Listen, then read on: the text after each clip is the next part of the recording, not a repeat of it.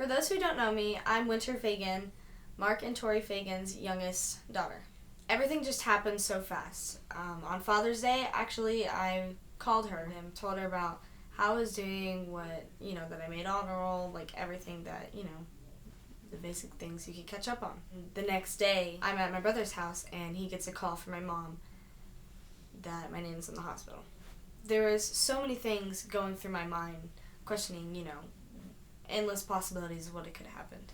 I'm glad that the way she passed away, that's how she passed away, because it was completely painless. And that's the best way she could have gone. My Nana cared about everyone, individually, so much. And she always did everything she could to keep everyone happy and healthy. I remember when I was younger and she was babysitting, she made me eat a whole Salisbury steak so that I could, have a meal. My Nana was the best grandmother, cousin, aunt, friend, mother, wife, and sister that there could be. She was always there to talk if you needed her. No matter the circumstances of her own situations, she was always there and put others before her own self. Maybe sometimes put others before herself too much, but we all know that she cared. She made people feel welcomed and uplifted, and just the whole, environment was positive vibes from her. She could walk into a room and lighten the whole room with just her stunning smile and her gorgeous eyes. My Nana was a hot little thing. Let me tell you. The friends I have introduced my Nana to have absolutely fallen in love with her bubbly personality and her sailor mouth. My Nana was a huge part of my life. I was proud of the person she was and how she treated others, and she was kind of my inspiration. And if I could be like anyone, it would definitely be her. If I ever had a very important person in my life, or, a boyfriend or a best friend, and I wanted them to meet her, that was huge, because I felt like I needed to impress her with my friends, and she would be the one person that I would want to get their approval of, because she meant so much to me. I admired her. Many of you have known her your whole lives, whether it's from growing up or just meeting her or whatever the case may be. I'm talking about 30 plus years. And you guys are the luckiest people in the world to have met such a wonderful person in your life. You're lucky to have been able to experience her and enjoy her for so long and listen to her jokes and just be able to be around her and just be her friend. I have only had around 16 years with her, but let me tell you, it's been the best 16 years of my life. I could not have asked for anyone better to have accompanied me on my journey so far, and it's just so little time, and she has made such a huge impact. Yes, she has passed away and been carried on to a new life to meet new people and make them happy, just as she did here. But she will never be fully gone. She will always be in our hearts and around the house to poke us. We are celebrating 72 years of an amazing, beautiful, hilarious woman. I could go on and on about what a great person she was. So don't be sad, but be grateful you had such an amazing opportunity to have a wonderful person like her in your life. My last words, and also my Nana's last words to me, were I love you to the moon and back. And I'll tell you what, I loved her to the moon and back. I'm Hunter. I am Jerri Brigandi's first granddaughter, and my Nana was unlike most. She could hold a conversation with anyone, and anyone that knows her knows this. Unless you were the cashier at Bell's Outlet who didn't give her 50% off for dish towels. She probably told you off. But us, her friends and family, know that Nana had the biggest heart in the world. Something that she passed on to my mom and was given to me. I was lucky enough to live with my Nana for a little over a year when I first started college, And she always encouraged me to do better and always gave me advice about boys and about my friends. And most importantly, to enjoy life. Every part of it, even the hard parts like this.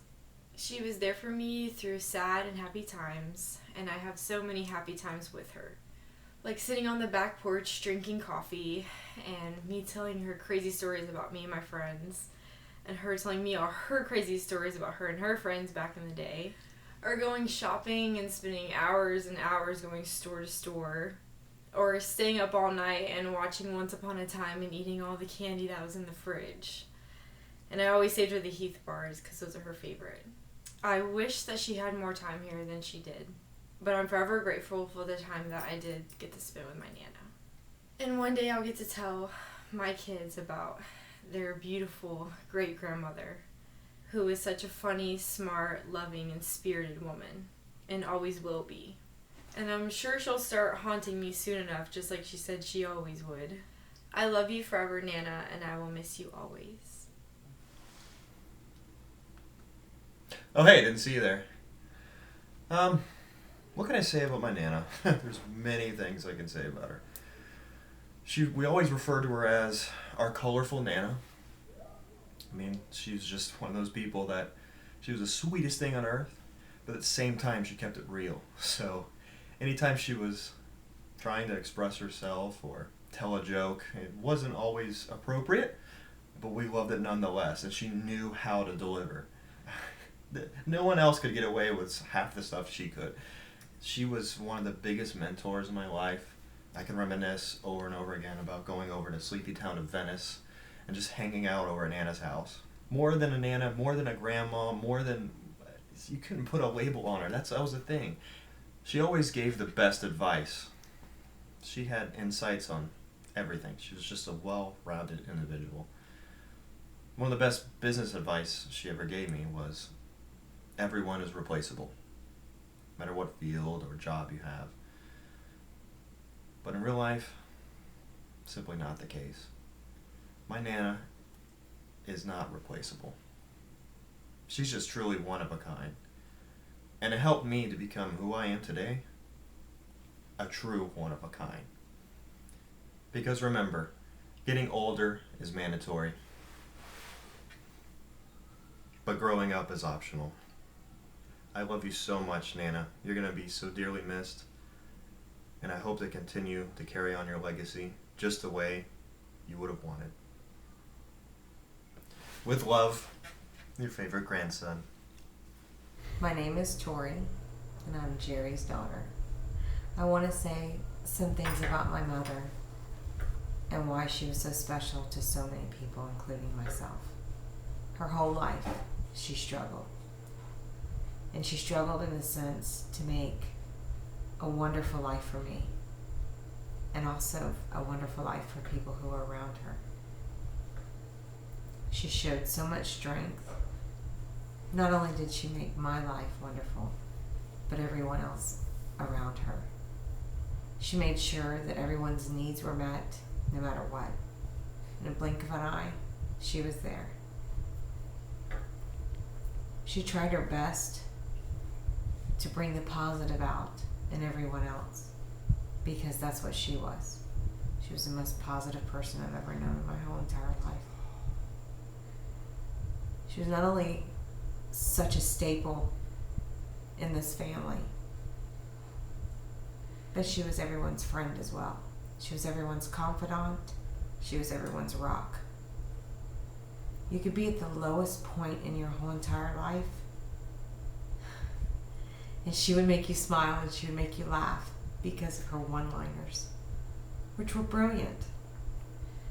She knew you. She knew how to make you feel better. Everyone around her felt special. She made them feel like they were the most important thing. And that's a gift. She could also be tough. She could be stern. She could be embarrassing. But that was her. Because we always could go back and laugh about any situation. As a young girl, I looked up to her. I emulate her. I try my hardest to do everything that she would want me to do so that she would be proud of me. And it dawned on me one day, I didn't have to do any of that. She was always proud of me. She protected me. She embraced all my flaws. She lifted me up. She held my hand. And she never let go. She taught me how to be unselfish, which was a task because I was her only child. And as you know, only children are very spoiled. Sometimes obnoxious, sometimes greedy. She made sure I wasn't that person. She taught me how to share. She taught me how to give. And she taught me how to love. And for that, I'll be always grateful.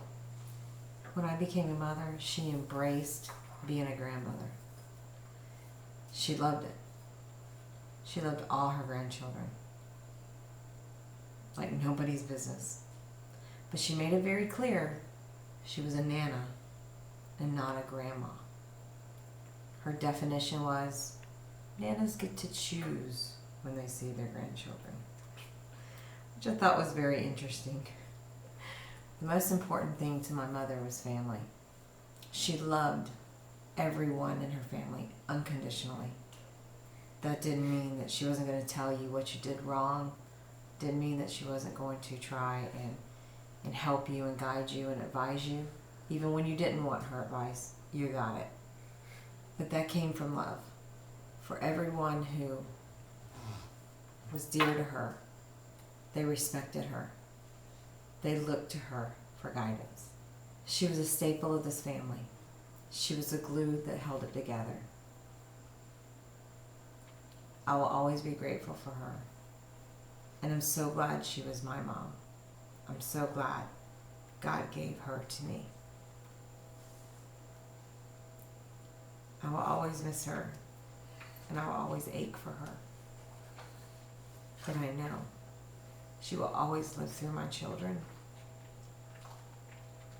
and through the rest of the family.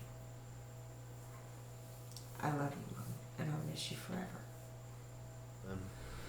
So those of you who don't know who I am Mark Fagan. I'm Tori Fagan's husband. Jerri was my mother-in-law, and I wanted to say a few things about her today that I took away from the time her and I spent together. I was fortunate to get probably her best gift that she ever gave, and that was her daughter. And I will cherish that and protect that for as long as I live. I was also fortunate to live with David and Jerri for 2 years as I worked down in the Fort Myers area. And if you've never lived with them and had the experience of living at the Brigandi Inn, it's an experience. You're treated with love and kindness and more food than you can ever imagine. I gained quite a bit of weight. It took me a long time to lose that weight after I got back home because, as my wife pointed out the entire time I was down there, not to get used to that treatment. So it was great. They always showed such compassion and just dedication to their family. And she was just such an inspiration to me and provided so much guidance and love in her lifetime with me and really opened up pathways for me to be more of an expressive person, someone that could share their feelings and emotions openly without any repercussion. And I was able to take those traits that she possessed with her daughter, and I was able to use those in my own bonding relationship with my own mother and create a whole new world that I never knew existed. So I always owe that gratitude to her and appreciation to her for that. She's going to be missed dearly every day, but absolutely never forgotten. There's so many things that have reminded me since her passing of everything she was about and what she stood for, and we'll always continue to keep that at its highest level in our household. So I wanted to leave you with my interpretation of Jerry's prayer. I know I left in a hurry, but to make things worse, I forgot my cigarettes and even my purse. But please don't cry and do not pout, or you'll remind me of those evil Girl Scouts. My grandkids are missed. They were so special to me. They looked so cute on that little yellow bus you see. And my dear Tori, I never finished your skirt. You know the one that matched your butterfly shirt. And my sweet sisters and Jim, you were my ball of yarn. And I leave you with this. Go clean that damn barn. I love you all like nobody does. So when you get here, please give me a buzz. And last but not least, to David, my best friend, please don't ask, can we do this again? Thank you, Jerry.